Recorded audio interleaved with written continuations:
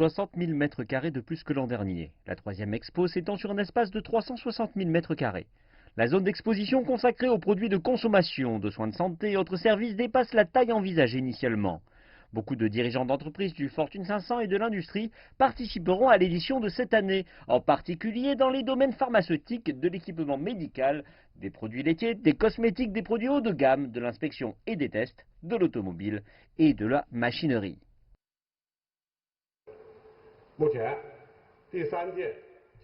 Actuellement, les préparatifs de la troisième expo se déroulent au rythme adéquat. Nous avons quasiment fermé la fenêtre de signature de l'expo et débutons la phase de préparation. Prenant en compte l'impact du Covid-19, davantage de politiques et autres mesures de soutien ont été mises en place pour assurer le bon déroulement de l'organisation de la CIIE et assister les exposants pour favoriser leur entrée sur le marché chinois.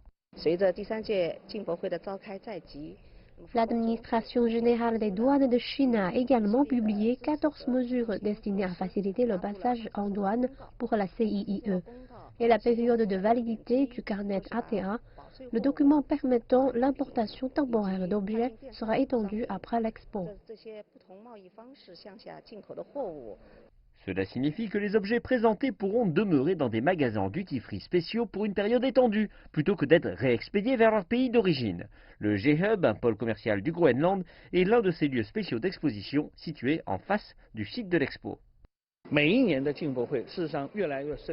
L'expo internationale d'import devient plus minutieuse, diversifiée et excitante. Les entreprises étrangères réalisent désormais l'immense potentiel du marché chinois grâce à cet événement. Par conséquent, notre G-Hub s'est développé au cours des 2 dernières années, tant en quantité de produits qu'en gestion des stocks, de même que s'agissant des pays avec lesquels nous coopérons.